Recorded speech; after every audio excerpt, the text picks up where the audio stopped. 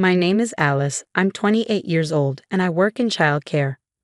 Recently, I got engaged to my boyfriend Tom, and today I'm visiting his parents' house for the first time. Tom graduated from a prestigious university and works for a renowned company. He's not only smart but also respected by his colleagues, and I've always admired him deeply. Tom's father welcomed our engagement warmly, saying, "We never had a daughter. Your future mother-in-law will be thrilled." However, I noticed that my future mother-in-law seemed upset, sitting next to him with a grimace on her face. While I was observing her, she suddenly asked, "I heard you didn't graduate high school. Is that true?" Our Tom is an elite, having graduated from a famous university. Do you think I'd approve of a marriage between an elite and someone of your status? I was taken aback by her harsh words. "Mother-in-law, how can you say such things? You're being rude to Alice," Tom's father interjected. "Exactly, Mom. Her educational background shouldn't matter," Tom added, standing up for me. But this only seemed to upset her more. Isn't it natural for a mother to be concerned about the education and occupation of her son's future spouse? Children inherit their mother's DNA, don't they? Don't I want to leave behind excellent genes? She argued. It was clear that my future mother-in-law wasn't going to approve of me because I didn't finish high school. This was deeply hurtful. There was a reason I dropped out of high school. I grew up in a single-parent home after my father died in a traffic accident. My mother was frail and struggled to raise me and my twin sister, Emma. To alleviate her burden, I started working after middle school. Now I'm attending night school to get my high school diploma, and I'm saving money to possibly go to college. Tom has been incredibly supportive, even offering to help pay for my college education. Tom understands my background, and his kindness is one of the reasons I decided to marry him. But his mother's disapproval worries me, especially since we will be living with his parents in the future. A month before our wedding, I moved into my future in-law's house. Between work, school, and wedding preparations, I was very busy. Today, as I was applying makeup to head to the wedding venue, my mother-in-law exclaimed, "Oh my, what on earth are you wearing?" "I'm about to head to the venue, so I thought I'd dress up," I replied, unsure if she was displeased with my outfit or just seizing an opportunity to criticize me. "Huh, you say you're going to the venue, but you're just dressing like that to attract men, aren't you? You're such a careless woman," she accused. I was stunned. I explained that I was meeting Tom at the venue and that she could ask him if she doubted me, but she just assumed the worst. Then she did something outrageous. She messed up my carefully styled hair. "Hey, what are you doing? I spent so much time getting ready," I exclaimed. With my hair a mess, I couldn't go out and had to fix it. This incident left me worried about how things would work out living with her in the future. But seeing my disheveled hair, my mother-in-law cheerfully said, "There's no need to fix it. This hairstyle suits a high school dropout like you. You should wear your hair like this for the wedding." Since I was already running late, I quickly fixed my hair and headed to the venue where Tom was waiting. He was at the entrance, immediately concerned about my downcast expression. I was torn about whether to tell him what had happened earlier, but I decided not to bring it up since we were about to discuss the ceremony and I didn't want to dampen the mood. One day, close to the wedding, my mother-in-law made a surprising suggestion. "Hey, Alice's mom lives far away, doesn't she? It must be tough for her to come, and she'll have to pay for a hotel. Why doesn't she stay at our house?" Tom and I were both surprised by her sudden proposal. If we could save on hotel costs, my mother would be happy, and it would also facilitate interaction between our families. Tom suggested I ask my mother about it, so I did right away. My mother was very pleased with the idea, and it was decided that my twin sister Emma would also come that day. Initially, I thought my mother-in-law was making the suggestion out of goodwill, but I couldn't have imagined the outrageous things she would do next. The day before the wedding, my mother and sister came to stay at my in-laws' house. Seeing them made me very happy. I have a particularly close relationship with my sister, and we were so thrilled to see each other after a long time that we decided to sleep together that night.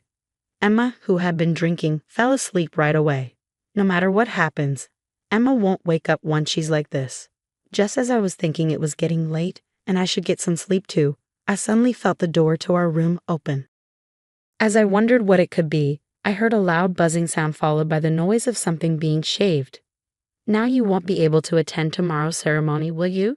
No need for hair for a poor middle school dropout, my mother-in-law said.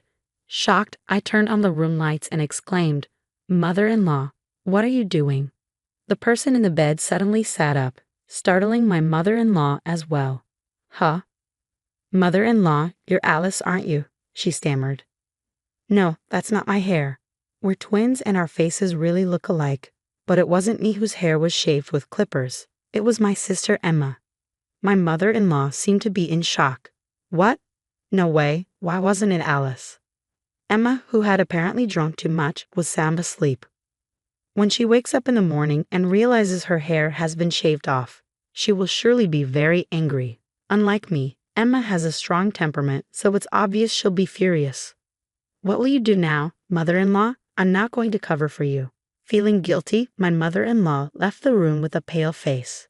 The next day, Emma looked in the mirror and was shocked and furious to find she was bald. Our mother, who was present at the scene, also shed tears in shock, and Tom could not hide his disturbance. This is terrible. Who on earth did this? Tom asked. I revealed everything that had happened the previous night in front of everyone. I was wondering what kind of face my mother-in-law would wake up with this morning, but she wasn't there. According to my father-in-law, she said she was going for an early morning walk and hadn't returned yet. I thought she had run away, so I revealed everything to our relatives and decided to search for her. About 30 minutes later, I got a call from a relative saying they had found her at a nearby convenience store and my father-in-law headed there. When my mother-in-law returned home, she was full of excuses. I didn't do anything. It's all Alice's fault. Alice used the clippers on her own and shaved off Emma's hair while she was sleeping next to her. To my surprise, my mother-in-law was trying to pin the blame on me. Shocked, I retorted, Don't be ridiculous. I didn't do anything. Weren't you the one who came into the room yesterday? It's terrible that you're still lying at this point. Even so, my mother-in-law was reluctant to admit her guilt. Then my father-in-law, as if he had remembered something, went outside and came back with something. Alice, could this be the clipper? Looking at the clipper in his hand, I recognized it immediately. That's it. That's the clipper. But where was it? It turned out that the clipper originally belonged to my father-in-law, who was always concerned about his appearance and carried grooming tools with him. When he checked his car, the bag containing his grooming tools was ransacked, and the clipper was the only thing missing. I always leave my car keys in the bedroom. If there's brown hair in this clipper, it's definite that the culprit is your mom, he said, starting to dismantle the clipper. Inside there was brown hair, undoubtedly Emma's. It must have been because she had to rush out in the dark that my mother-in-law couldn't properly dispose of the hair. Seeing the remaining hair, my mother-in-law collapsed to her knees. Alice, it's your fault. Despite being a middle school dropout and poor, you deceived smart Tom. I wanted you to give up on him at all costs. I became disgusted by her selfish words. But the angriest was Emma, whose hair had been shaved off. I don't care about your circumstances. What are you going to do about this? I can't attend the wedding like this. Hearing Emma's complaint, my father-in-law made a call to an acquaintance who was a hairdresser. He agreed to rush over with a wig right away. This would temporarily solve Emma's hair problem. But they couldn't just leave my mother-in-law's actions unaddressed. 30 minutes later, the hairdresser arrived with a wig, and Emma's hair was beautifully restored. At first, my father-in-law thought about shaving my mother-in-law's hair as retribution, but it didn't feel satisfying. So he decided to expose her wrongdoing in front of everyone.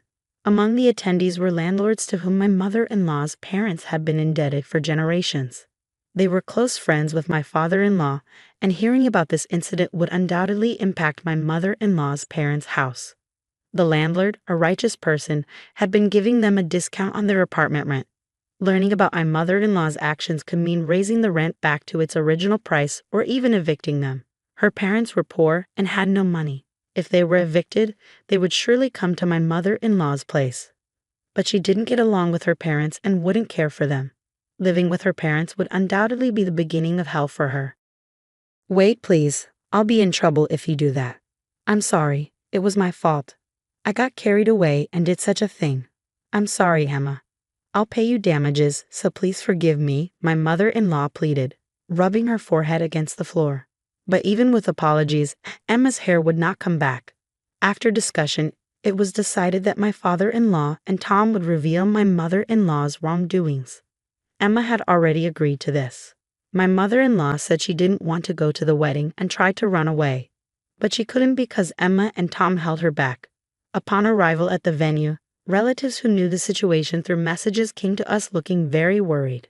We exposed my mother-in-law's wrongdoing in front of everyone, and Emma took off her wig to show her bald head. Everyone was shocked, especially the women who couldn't believe it. Hair for a woman is like a lifeline. Imagine the shock of having it suddenly shaved off with clippers. Thinking of Emma, some people were in tears. Then, as expected, the landlord came to my mother-in-law and asked if what happened was true. At first, she tried to deceive him, but my father-in-law urged her to tell the truth, and she finally confessed. The landlord, flushed with anger, was also accused by the women. After that, my mother-in-law remained downcast during the ceremony, which was unimaginable from her usually spirited self. The wedding itself ended smoothly, and it was a great joy to be blessed by many people. However, we could no longer live with my mother-in-law in that house. Naturally, we decided to move into an apartment and live as a couple. My mother-in-law panicked about us leaving the house. She cried out that it was her fault and begged us not to leave, but we couldn't live with her. My father-in-law felt the same. He told my mother-in-law that he was going to divorce her and asked her to leave the house. She turned pale and clung to him, saying, "Please reconsider. Where will I live if I leave this house? I don't get along with my parents. If they find out about the divorce, they'll definitely tell me to come back to care for them." She was trembling as if she could collapse at any moment, but thinking about Emma, I didn't care about my mother-in-law's situation. I never dreamed my hair would be shaved off while I was sleeping, mistaken for me. She persistently tried to persuade us afterward, but since my father-in-law contacted her parents, she reluctantly left the house.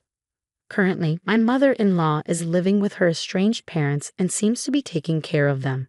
Apparently, her parents have difficult personalities, and she is completely worn out by their selfishness. She has called us several times to say she wants to start over, but we have no intention of living with her, so we just blocked her calls. Now we are living happily with my father-in-law in his home. The house was quite old, so we decided to renovate it together. My father-in-law built his dream study, Tom created a place to display model figures, and I installed a state-of-the-art kitchen. Of course, we also created a room for the child who will be born in the future, and now the three of us are living comfortably. Emma's hair, which was shaved at that time, has now grown back into a short style that her friends highly rate as a good change of image. She talks about that time as if it were a joke, telling various friends, which actually complicates my feelings more. Emma occasionally comes over for sleepovers at our family home, and I look forward to that. There may be many difficulties in the future, but I believe we can all work together and push through.